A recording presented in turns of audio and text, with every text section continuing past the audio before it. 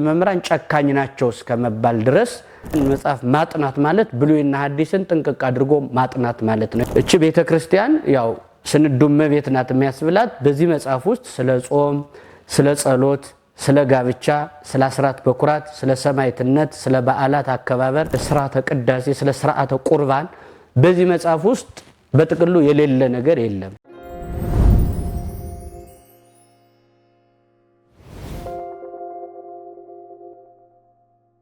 ክቡራትና ክቡራን ተመልካቾቻችን እየተከታተላችሁ ያላችሁት አንቱ መዝናኛ ነው። አንቱ መዝናኛ በዚህ መርሃ ግብር ሳምንታዊ ተከታታይ የሆነ ፍትሐ ነገሥት ትርጓሜን ይዘንላችሁ ቀርበናል። ፍትሐ ነገሥት ትርጓሜን የሚያስተምሩን ለተከታታይ ሳምንታት ትምህርትን የሚሰጡን ደግሞ በባህር ዳር ሀገረ ስብከት የቅዱስ ጊዮርጊስ ካቴድራል ቤተክርስቲያን የስብከተ ወንጌል ኃላፊ የሆኑት መጋቢ ብሉይ ወሐዲስ ቃለ ጽድቅ አየነው ናቸው። እርሳቸው በየሳምንቱ ባንቀጽ የተከፋፈለውን ፍትሐ ነገሥት በትርጓሜውን ያስተምሩናል።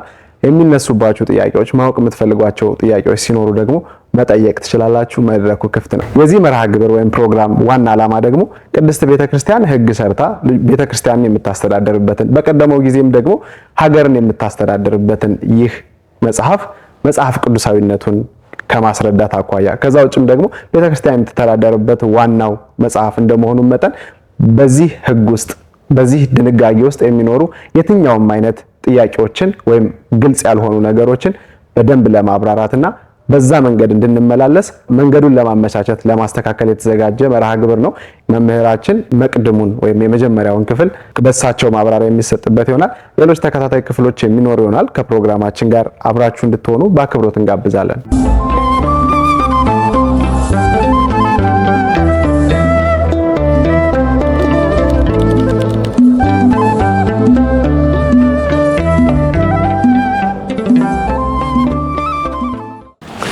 በስመ አብ ወወልድ ወመንፈስ ቅዱስ አሐዱ አምላክ አሜን። እጅግ የተወደዳችሁ የአንቱ መዝናኛ ቤተሰቦቻችን በያላችሁበት ሰላም እግዚአብሔር ከሁላችሁ ጋር ይሁን። እንደምን ሰነበታችሁ? እንደምን አላችሁ? ይህ ቀን ጀምሮ ተከታታይ ትምህርት እንማማራለን ማለት ነው። ወጥ የሆነ አንድ ቋሚ ቤተክርስቲያኗን በትክክል ይገልጻታል ብለን የምናስበው ትምህርት መርጠን በተከታታይ ሳምንታዊ ትምህርት ሆኖ ይቀጥላል ማለት ነው። የምንማረውም ትምህርት ፍትሐ ነገሥት ነው የሚሆነው። ፍትሐ ነገሥት ያው እንደሚታወቀው ብዙ ሰው ፍትሐ ነገሥት የሚባለውን ትምህርት ያው ምንድነው ጨቋኝና በጣም ስርዓቱ ጥብቅ ስለሆነ ለመማርም ለማንበብም ይፈራዋል ሰውና፣ ነገር ግን ፍትሐ ነገሥት የመጽሐፍ ቅዱስ አካል መሆኑን በሚገልጽ ሁኔታ በደንብ እያብራራን ሕይወት ነው። ፍትሐ ነገሥት የሚባለው መጽሐፍ ቅዱሱን በተግባር ማሳየት ማለት ነው። መጽሐፍ ቅዱስ ይሄን አድርግ ይሄን አታድርግ ይላል። መጽሐፍ ቅዱስ ይሄን አድርግ ይሄን አታድርግ ያለውን ፍትሐ ነገሥት ደግሞ ተግባሩ ውጤቱ ያው ቤተክርስቲያን የምትባለው ሕይወት ላይፍ ኤክሰርሳይዝ የሚደረግባት ስለሆነች እንጂ የንግግር ብቻ ስላልሆነች ያ ሕይወት መንፈሳዊ ሕይወት የሚባለው በተግባር የሚታይበት ድርጊቱ ራሱ የመጽሐፍ ቅዱሱ ውጤት ይሆናል ማለት ነው። እንግዲህ ፍትሐ ነገሥት እንደሚታወቀው ዛሬ እንደ መግቢያ እንነጋገራለን። ጥቅል ሙሉ ሐሳቡ ፍትሐ ነገሥት ምን ይይዛል ካልን የፍትሐ ነገሥት ሐሳቡ ስርዓተ ቤተክርስቲያንን ማዕከል ያደረገ ነው። ስርዓተ ቤተክርስቲያንና መጽሐፍ ቅዱስ ደግሞ አንድ መሆናቸውን በትክክል እንመለከታለን ማለት ነው። እያንዳንዱን ነገሮች እያነሳን ከመጽሐፍ ቅዱሱ የወጣ ለመሆኑንና ፍትሐ ነገሥት የሚባለው የመጽሐፍ ቅዱሱ አካል መሆኑን ለምሳሌ በቤተ ክርስቲያናችን አራቱ ጉባኤያት የሚባሉ ትምህርቶች አሉ። አራቱ ጉባኤያት የሚባሉት ብሉይ ኪዳን፣ ሐዲስ ኪዳን፣ መጽሐፈ ሊቃውንት እና መነኮሳት የሚባሉ አራት ጉባኤያት አሉ። አንድ መምህር እነዚህን ትምህርቶች አጠናቆ በደንብ ሲጨርሳቸው የአራቱ ጉባኤያት መምህር ተብሎ ይታወቃል ማለት ነው። ከአራቱ ጉባኤያት መካከል ደግሞ አንዱ መጽሐፈ ሊቃውንት ከሚባለው ክፍል የሆነው ፍትሐ ነገሥት ነው ማለት ነው። ስለዚህ ፍትሐ ነገሥት ከነዚህ ከአራቱ ጉባኤ ውስጥ የወጣ ነው ማለት ነው። ጠቅለል ሲል አራቱን ጉባኤ ወደ ብሉይና ወደ ሐዲስ ኪዳን ስንጨምቃቸው ደግሞ ፍትሐ ነገሥቱ በትክክል አገላለጹ በራሱ የሚያሳየን ነገር አለ። ምንድነው? ፍትሐ ነገሥቱ ብሉይ ኪዳንና ሐዲስ ኪዳን በሚባለው ውስጥ መኖሩን የምናየው ፍትሐ ነገሥት ማለት እንግዲህ ቀጥታ ትርጉሙን እንዲሁ ስንተረጉመው ፍትሐ ነገሥት ማለት የነገስታት ፍርድ ያለበት መጽሐፍ ማለት ነው። እንግዲህ ፍትሐ ነገሥት የሚለው ነገሥት የሚለው ለካህናትም የሚሰጥ ነው፣ ለነገስታትም የሚሰጥ ነው። ነገሥት የሚለው ለሁለቱም የሚታይ ነው። ስለዚህ ካህናትንም ነገሥት ብሎ ይጠራቸዋል ማለት ነው መጽሐፍ። ስለዚህ ፍትሐ ነገሥት ሲል መንፈሳዊውንም ስጋዊውንም ፍርድ የያዘ ማለት ነው። በጣም የታወቀ በቀደመው ዘመን እያንዳንዱ የፊደል እጅግር ማያቀው ሳይቀር ፍትሐ ነገሥት ምን አለ የሚለውን ዕውቀት ጥንቅቅ አድርጎ ፈትቶ የሚያውቅ ህዝብ ነበረ። አሁን ጊዜ እንዲህ ዘመናዊነቱ እየዋጠው ሲመጣ አግላይም እየመሰለ ጨቋኝ የፍትሐ ነገሥት መምህራን ጨካኝ ናቸው እስከመባል ድረስ በጠባቡ በር ግቡ ያለውን የመጽሐፍ ቅዱስን ሐሳብ የሚደግፍና በዛ እንዲቀጥል የሚያደርግ ቅርጽ የሚያስይዝ ስለሆነ የሥርዓት መጽሐፍ ስለሆነ ሰው በሥርዓት እንዲኖር ዋናው ይሄ ስለሆነ ከዚህ የተነሳ ሰዎቹ እየፈሩት ላልተገብረው ለምን አውቀዋለሁ የሚል ስጋትም እያደረባቸው ሰዎች ሲመጡ መጽሐፉ እየተረሳ የመምጣት እድል አለው እንጂ ይህንን መጽሐፍ ማጥናት ማለት ብሉይና ሐዲስን ጥንቅቅ አድርጎ ማጥናት ማለት ነው። ያውም በተግባር የሚታየውን ነገር እዚህ መጽሐፍ ላይ የሌለ ነገር የለም። እቺ ቤተክርስቲያን ያው ስንዱመ ቤት ናት የሚያስብላት በዚህ መጽሐፍ ውስጥ ስለ ጾም፣ ስለ ጸሎት፣ ስለ ጋብቻ፣ ስለ አስራት በኩራት፣ ስለ ሰማዕትነት፣ ስለ በዓላት አከባበር፣ ስለ ጋብቻ፣ ስለ ቤተክርስቲያን አንድ አዲስ አማኝ ሲመጣ ስለ ጥምቀት እንዴት ነው የጥምቀት ሥርዓት የሚለው 81 መጽሐፍ ቅዱስ የሚባሉት እንዴት ነው የሚቆጠሩት የሚለው በጣም ሰፊ ስለ ሥርዓተ ቅዳሴ፣ ስለ ሥርዓተ ቁርባን በዚህ መጽሐፍ ውስጥ በጥቅሉ የሌለ ነገር የለም። ይህንን መጽሐፍ ማጥናት ባጭሩ ብሉይ ኪዳንንና አዲስ ኪዳንን ጨምቆ እንደ ማጥናት በጣም በሰፊው እንደ ትልቅ እድል የሚቆጠርለት መጽሐፍ ነውና የነገስታትን ፍርድ አለበት፣ የካህናትን ፍርድ አለ። መጽሐፉ በሁለት ነው የሚከፈለው፣ ፍትህ መንፈሳዊና ፍትህ ስጋዊ ተብሎ ይከፈላል ማለት ነው። ሁለቱ በድምሩ 52 አንቀጽ አለው ማለት ነው። አንቀጽ አለው 52 አንቀጽ አለው። 22 አንቀጽ ፍትህ መንፈሳዊ ተብሎ ይጠራል። ሌላው ደግሞ ፍትህ ስጋዊ ተብሎ ይጠራል። ስለዚህ ስጋዊና መንፈሳዊ ተብሎ በሁለት በጥራዝ ደረጃ መንፈሳዊና ያስቀደመውና እንደ ቅደም ተከተሉ አንቀጾቹን እያነሳን ስለ ቤተክርስቲያን ማንነት እኛስ እንዳንድ ክርስቲያን ማድረግ የሚጠበቅብን ነገር ምንድነው የሚለውን ሁሉ በሰፊው ተንትኖ ለመንገር የተመቸና ለጥናት የተመቸ መጽሐፍ ነው። የሚወክለው ብሉይና ሐዲስን ስጋዊና መንፈሳዊ የሚለው ሐሳብ ብሉይና ሐዲስ ያው ሁላችንም እንደምናየው መጽሐፉ ይሄው ነው።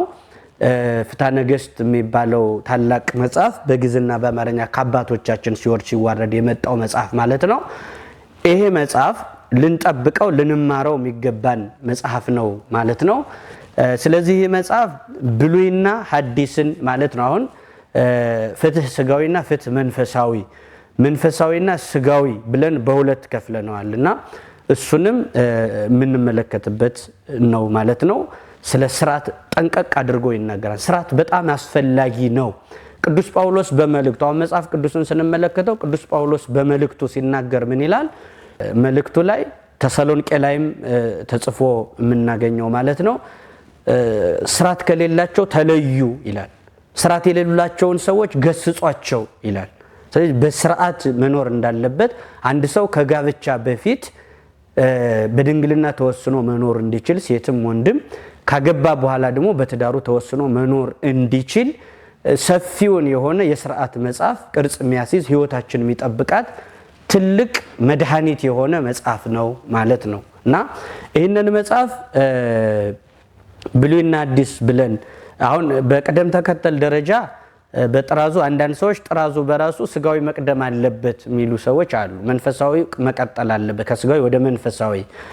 ቅዱስ ጳውሎስም እንደሚናገር ምን ይላል? በመንፈስ ጀምሮ በስጋ መጨረስ ተገቢ እንዳልሆነ ነው። ከስጋዊ ወደ መንፈሳዊነት ማደግ የሚባለውን ነገር ማሳየት የሚችል መጽሐፍ ነው ማለት ነው።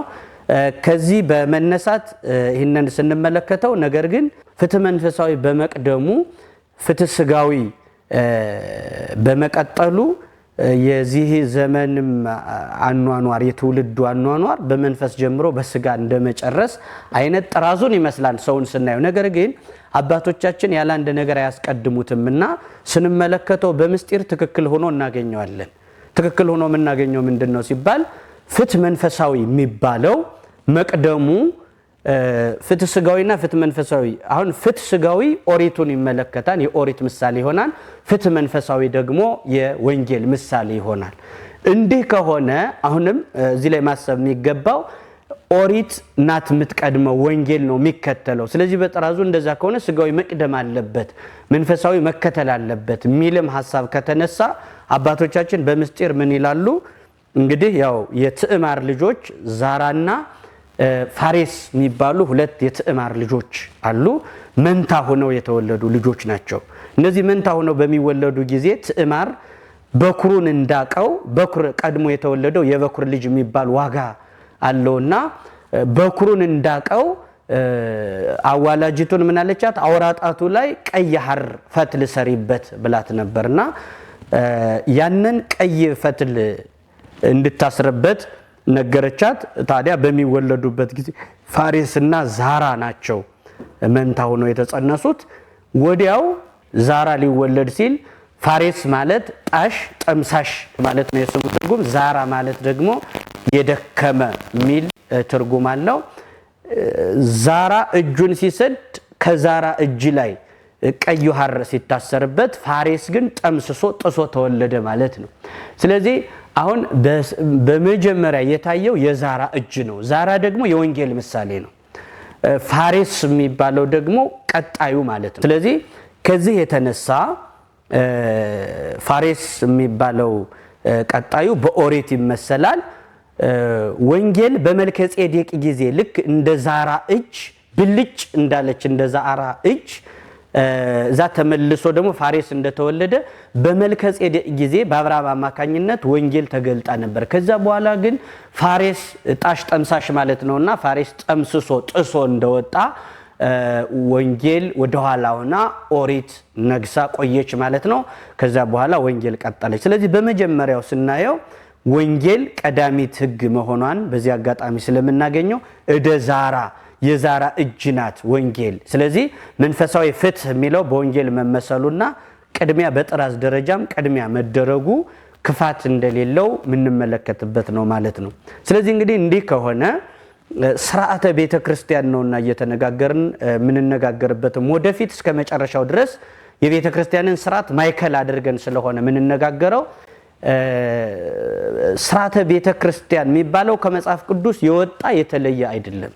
ሁሉም ስነ ፍጥረትን ስንመለከተው በስርዓት የሚኖር ስነ ፍጥረት ነው ያለው። በስርዓት የሚኖር ያለ ስርዓት ምንም አይነት ነገር መኖር እንደማይችል የምንመለከትበት ነው። አሁን ሰዎች ብዙ ጊዜ በተለይ ከዚህ እምነት ውጭ የሆኑት ወይንም ከዚህ እምነት ለመውጣት ዳር የሚላቸው ሰዎች የሚያቀርቡት ትችት እንደዚህ አይነት አሁን ፍትሐ ነገሥቱ አስፈላጊ እንዳልሆነ፣ ስርዓት አስፈላጊ እንዳልሆነ፣ ገድል ታምራት የሚባለውን ነገር ወደ አለመቀበል ወደ መተቸት ይሄዳሉ። እነሱ በዚህ መኖር ሲያቅታቸው ለመጽሐፉ ሂስ ትችት ይሰጡታል።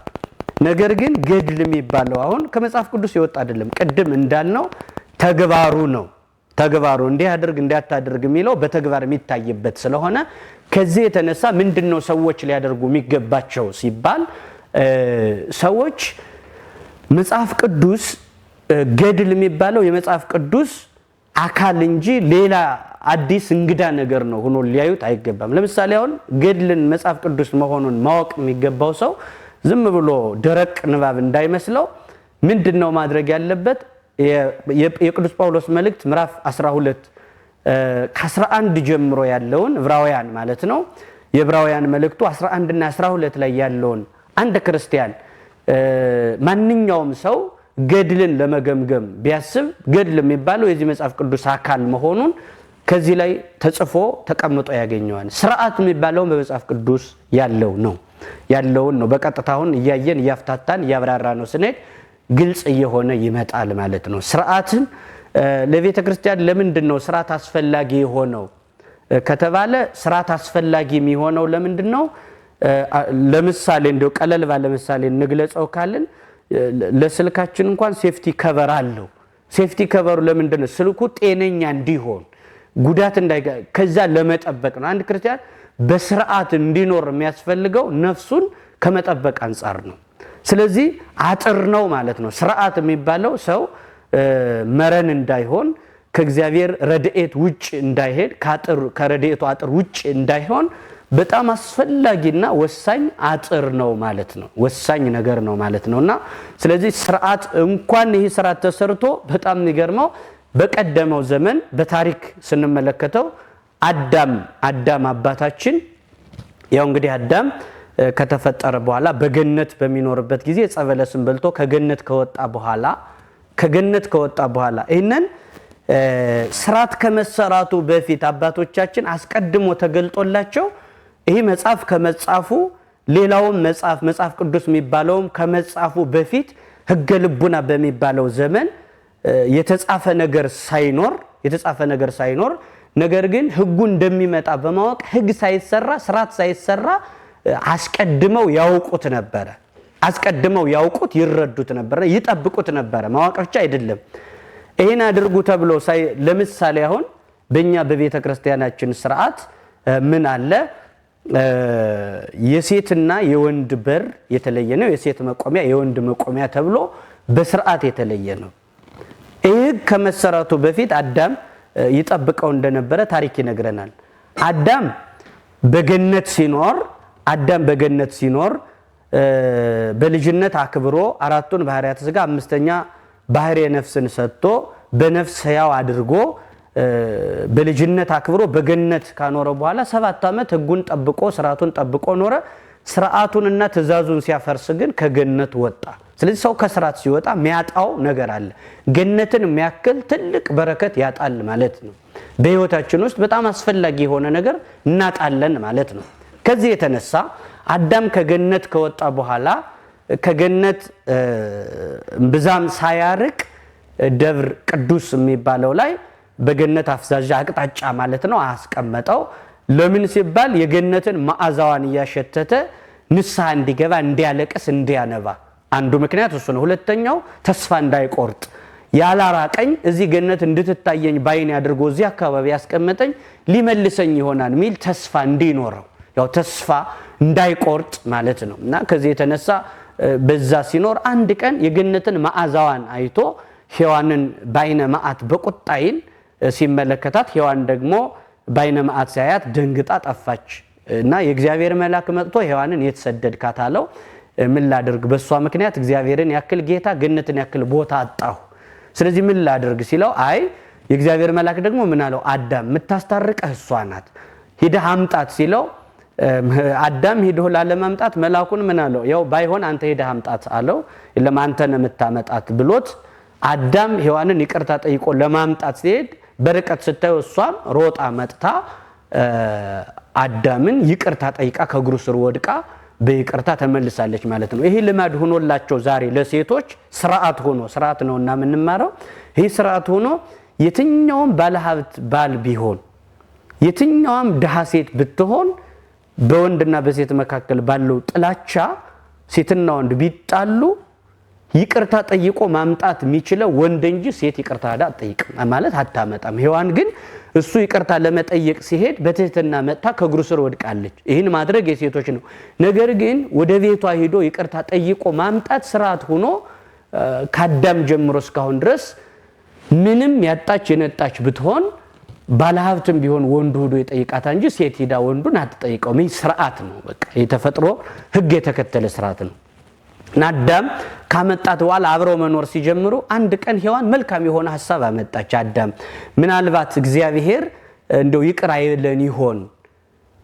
ሔዋን በምን አወቀች ፍርዱን ይሉና ሊቃውንት ሲናገሩ ይቅር ማለቱን ንስሐ ብንገባ ይቅር ይለናል ማለትን ከምን አገኘች ሲባል ፍርዱን አየችውና እንዲህ አድርጎ መፍረድ ከቻለ ይቅር ማለትም ይችላል ማለት ነው አለች ሔዋን። አረዳዷ በጣም የተስተካከለ አረዳድ፣ እግዚአብሔርን በመዓቱ በኩል በቁጣው በኩል ምሕረቱን የተመለከተች ናት።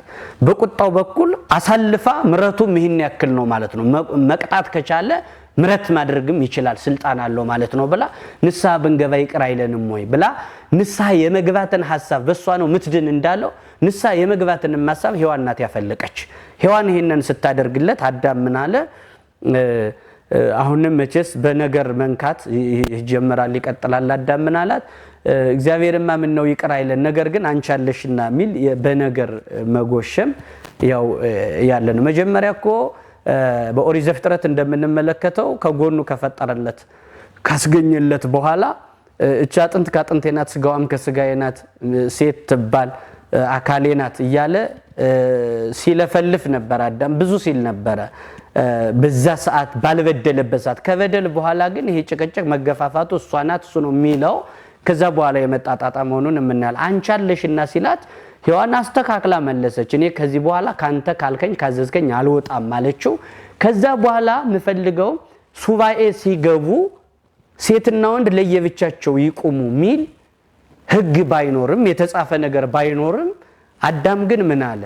ለብቻዋ ሔዋን ፈቀቅ አድርጎ ብቻዋን አድርጎ እሱ ለብቻው ምን ህግ ይዞ ነው ይሄን ያደረገ ይሉና መተርጉማን ምን አሉ?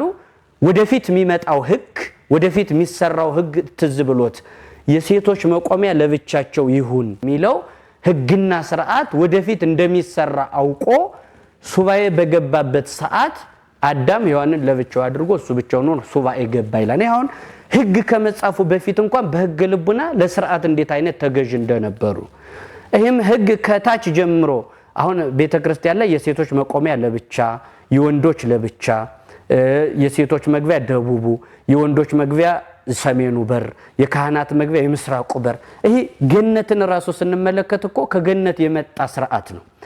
ገነት ላይ በገነት አዳምና ሔዋን ሲኖሩ ሔዋን በገነት 3 በሮች ነበሯት። የምስራቅ በር አላት፣ የሰሜን በር አላት፣ የደቡብ በር አላት።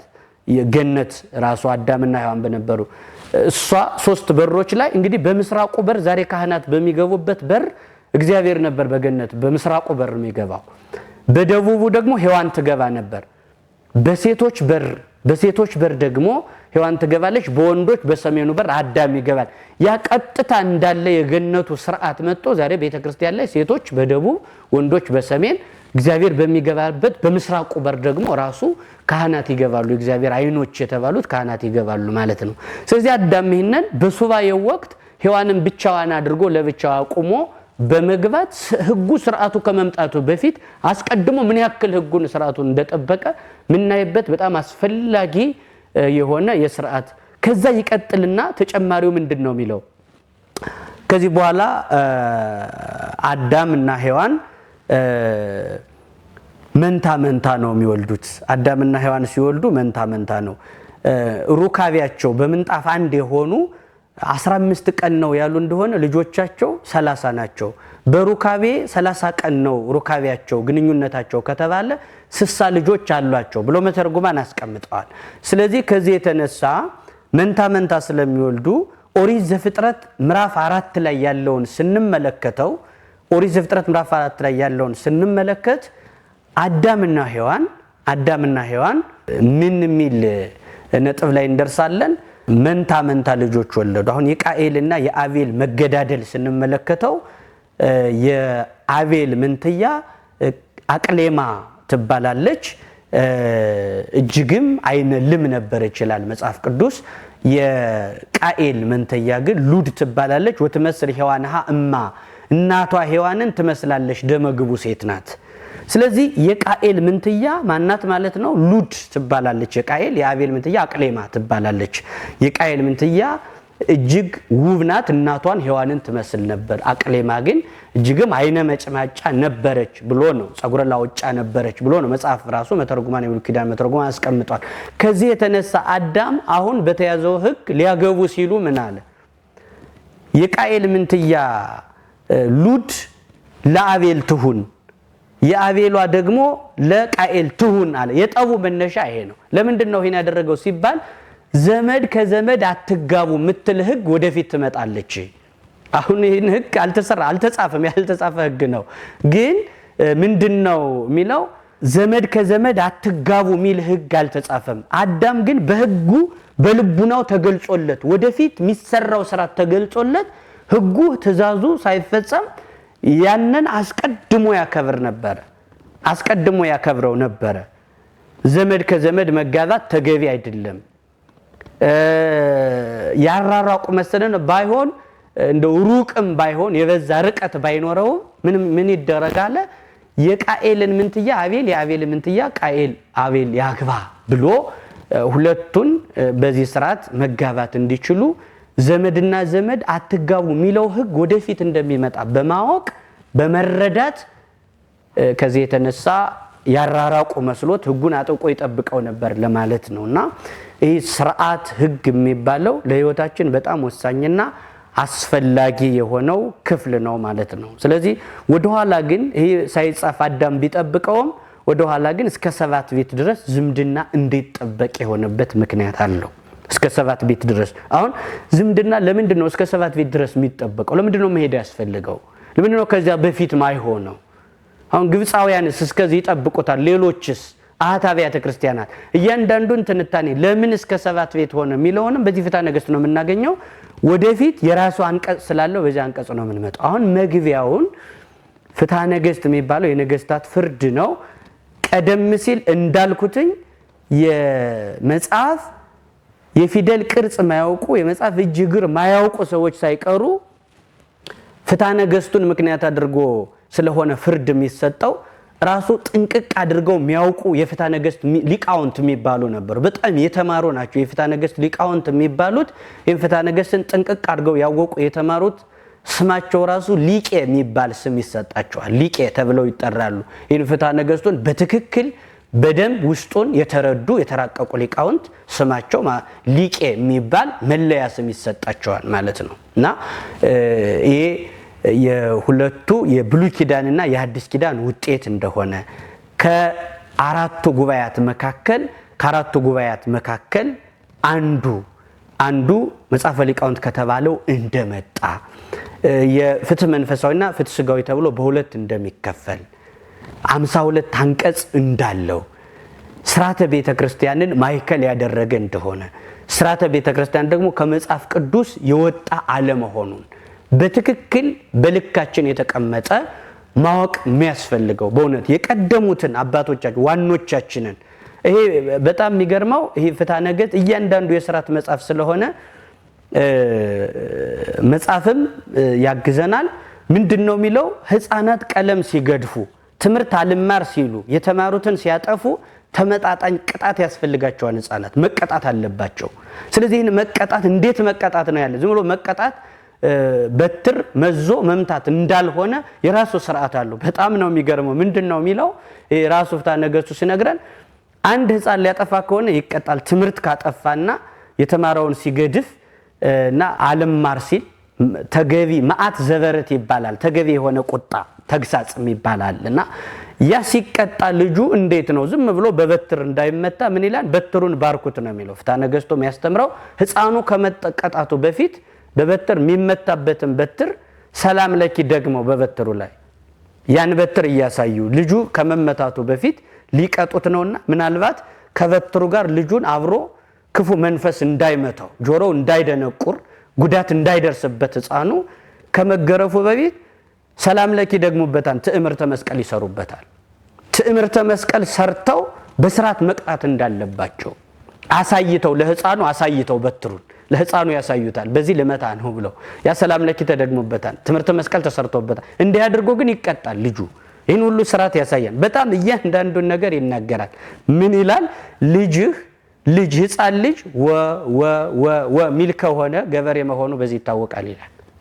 ይህ መጽሐፍ በቃ እያንዳንዱን ነገር ነው የሚናገረው። ወ ሚል የሚያበዛ ከሆነ ልጅ በህፃንነቱ ገበሬ እንደሚሆን አቅጣጫ የሚሰጥ የሚያመለክት ነው። ቸ ሚል የሚያበዛ ከሆነ ህፃኑ ልጅ እፍ ያለ ነጋዴ እንደሚሆን ይናገራል ማለት ነው። እና ፐ ሚል ነገር ከሆነ ደግሞ ወደ ፊደሉ በሚል የሚበዛው ከሆነ ይሄ ተማሪ ቢሆን ተምሮ ትልቅ ደረጃ ላይ እንደሚደርስ ራሱ ሚተነብይም ጭምር መጽሐፍ ነው። ከህይወታችን ጋር የተዛመደ የተሳሰረ መጽሐፍ ነው። ኑሮ ነው ይሄ መጽሐፍ። እና በእውነት ይህን መጽሐፍ አለመማርም በጣም አጥቷልና ምእመናን ራሱ ምን ብለው ይጠይቁ ነበር የቀደሙት? ምንም አያውቁትም ቢሆኑ ፍትሐ ነገሥት ምን ይላል ብለው ሊቃውንትን ይጠይቁ ነበር። ምንድነው የሚለው ማወቅ እኮ አለብን፣ መረዳት አለብን። ምን ይላል? ለምን ፍርድ የሚሰጠው ይሄ መጽሐፍ ተገልጦ ነው። ይሄ መጽሐፍ ተገልጦ ታይቶ ፍትሐ ነገሥቱ ምን ይላል ነው። ሁለት ሰዎች ቢካሰሱ ለከሳሽም ለተከሳሽም እንዳያዳሉ አድሏዊ እንዳይሆን ሚዛናዊ ፍርድ የሚሰጠው ፍትሐ ነገሥቱ ታይቶ ተነቦ ነው። ከዚህ የተነሳ የተከሰሱትም ከሳሾችም ማወቅ አለባቸው። ፍርዱን ለመስማት ትክክሉን ነገር ለመስማት ማወቅ ስላለባቸው እንደውም አለቃ ይሄንን አንድ ያልተማረ ምእመን ሊቅ ናቸው። አለቃ ገብረሃና የታወቁ ሊቅ ናቸው። እንደሚታወቁት የፍትሐ ነገሥትም ሊቅ ናቸውና ምእመናን ሁሉ ማወቅ ስላለባቸው ሲካሰሱ ይሄ ፍርድ መጽሐፍ ስለሆነ ማወቅ ስላለባቸው ሲነጋገሩ ምን ይላሉ? መምህራንን ሲያገኙ ይጠይቃሉና አንድ ምእመን አለቃ ገብረሃናን ሲጠይቃቸው እንደ ፍትሐ ነገሥትን እንዴት ይሰራዋል? አሳን እንዴት ይሰራዋል? በቃ እያንዳንዱን ነገር ነው ምእመኑ የመጠየቅ እድል ነበረውና ፍትሐ ነገሥትን አሳ እንዴት ይሰራዋል ብሎ አለቃን ሲጠይቃቸው በጣም ተበሳይተው አይ ምን ፍትሐ ነገሥትን ማዘንጊያ በጥራ ትሰራዋለች እንጂ ፍትሐ ነገሥት ብለው መለሱ ይባላልና ይሄ እሳቸውን የሚያክል ሊቅ አንድ ያልተማረ ምእመን እንዴት ሊጠይቀኛል ብሎ የብስጭትም በታኝ የሆነ ጥያቄ እስኪጠይቁ ድረስ እንደሚጠይቁ የሚታይበት በጣም ድንቅና ግሩም መጽሐፍ ነውና እንግዲህ እንዲህ ከሆነ በጣም አስፈላጊና ምንማረው ተገቢ የሆነ መጽሐፍ ነውና ይሄንን ለዛሬው ከተነጋገርን አሁንም ይሄ መግቢያ ነውና እየተነጋገርን ያለነው አንድ በቀጣዩ መርሃ ግብራችን ምን ማወቅ ይጠበቅብናል ነገር ከስሩ ውሃ ከጥሩ እንዲሉ ከስር ለማምጣት ጉዳዩን በቀጣይ መርሃ ግብራችን ምን እንመለከታለን?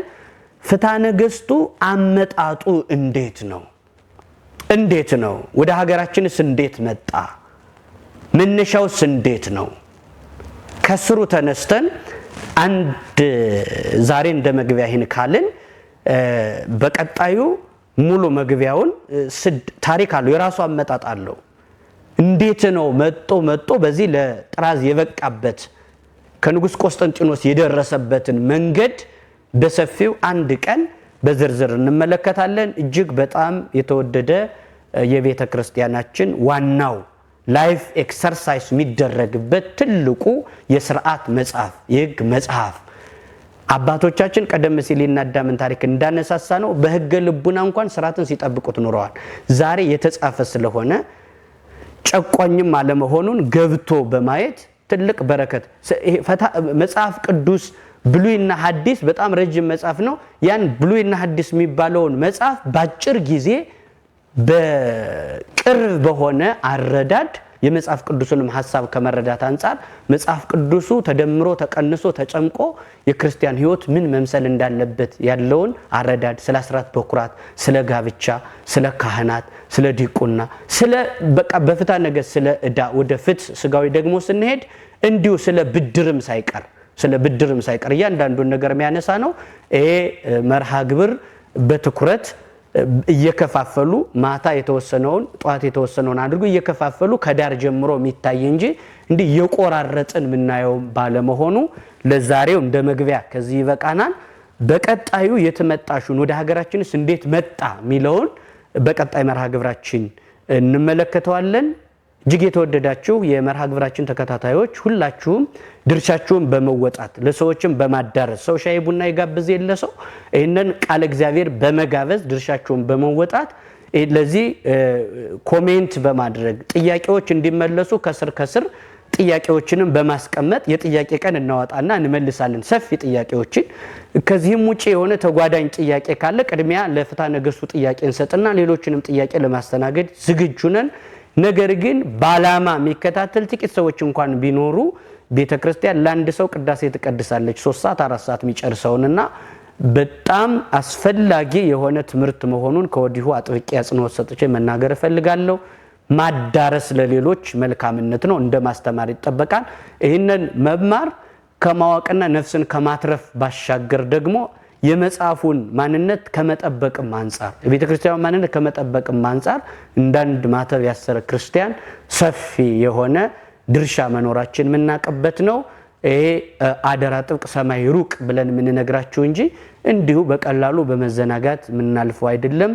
ትኩረት ሰጣችሁ ኮሜንት በማድረግ እንዲህ ቢሆንልን እንዲያ ቢሆንልን የሚለውን በባለቤትነት በመከታተል ለሰዎች አዳርሱላለሁ። ቀጣይ የት መጣሽነቱን ከዳር ጀምረን ደስ የሚል የታሪክ ፍሰት አለው እሱን እናደርስና አንቀጽ 1 አንቀጽ 2 እያልን በቅደም ተከተል ሰፊውን ዕውቀት ማወቅ የሚገባንን ነገር መሰረታዊውን ትምህርት እንማራለን። ለዛሬው እዚህ ላይ ይበቃናል። እግዚአብሔር ይስጥልን።